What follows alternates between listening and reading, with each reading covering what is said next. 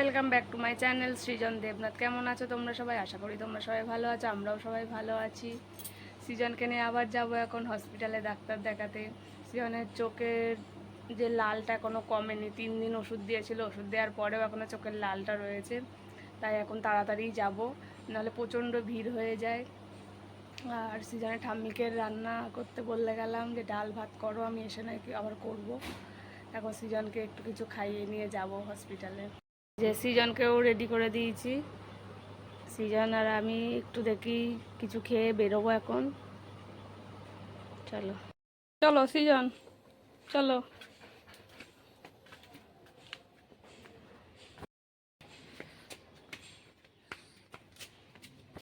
এই যে আমি আর সৃজন হসপিটালে চলে এসেছি। আসার পর সৃজনকে তো হসপিটালে আমি একা নিয়ে রাখা খুবই কঠিন, কারণ ও থাকতেই চায় না।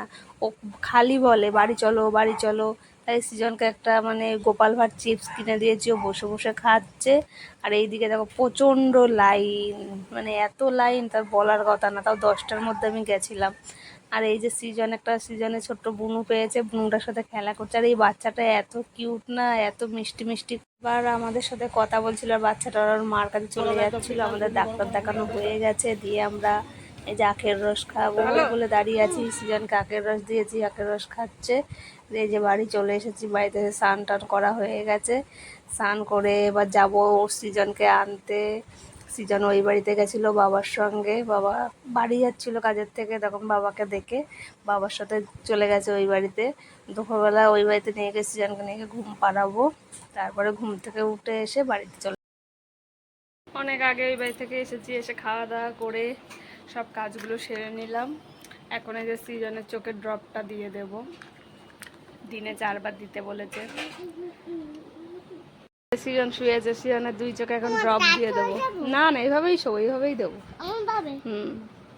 ড্রপ দিয়ে দেবো, চুপ করে শুয়ে থাকবে 5 মিনিট, তারপরে খেলা করবা। হ্যাঁ ঠিক আছে, এখন শুয়ে থাকবো আর চোখে ড্রপ দিয়ে। কেন? এমনি না।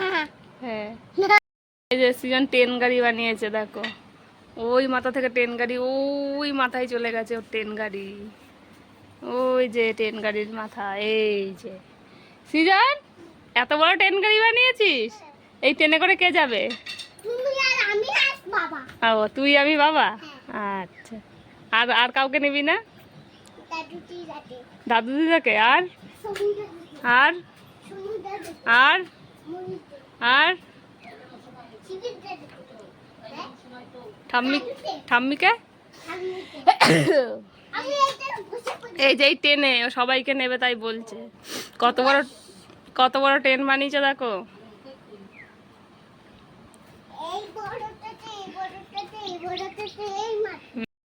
তুই কোথায় উঠেছিস?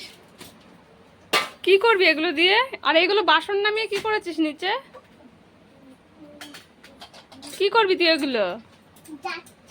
হ্যাঁ, কিসে জল দিবি? তুই গাছে জল দিবি বলে গ্লাস নামিয়েছিস? তুই আর আমি গাছে জল দেবো? সে তো মগ আছে, মগে করেই তো জল দেওয়া যাবে।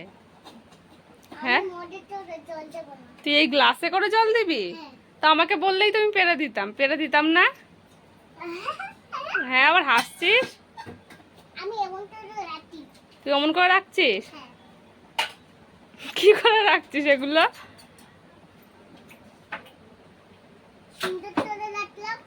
এটা সুন্দর করে রাখা হলো। গরমের মধ্যে এখানে এসে কি করছিস? ঘেমে গেছিস পুরো। কি লেখা? কিছুই লেখা না, ডিজাইন করা। তুই এই কৌটো বের করেছিস কেন এখানে? কি খাবি? কৌটোর মধ্যে কি আছে খাবি? হ্যাঁ, কি আছে কৌটোর মধ্যে খাবি? খালি দুষ্টুমি করেছে। ফোন করে বলছে আমাদের ওই বাড়িতে যেতে সৃজনকে নিয়ে। আমি সৃজনকে বলেছি যাবো না, আমি এখন মেশিন করব। দেখো মেশিনের কাছে কি দাঁড়িয়ে আমাকে কাজ করতে দেবে না। আমি এখন মেশিনে বসবো। সর সর, আমি এখন মেশিন করব। আমি দাদু বাড়ি এখন যাবো না, আমি মেশিন। তুই পড়তে বস, আমি মেশিন করব। দাদু বাড়ি গিয়ে কি হবে?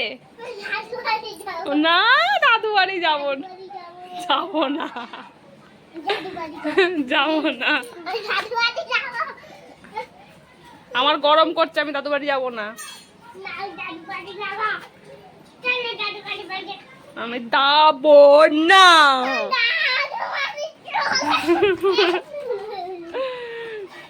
আমি যাবো না, আমি এখন মেশিন করবো।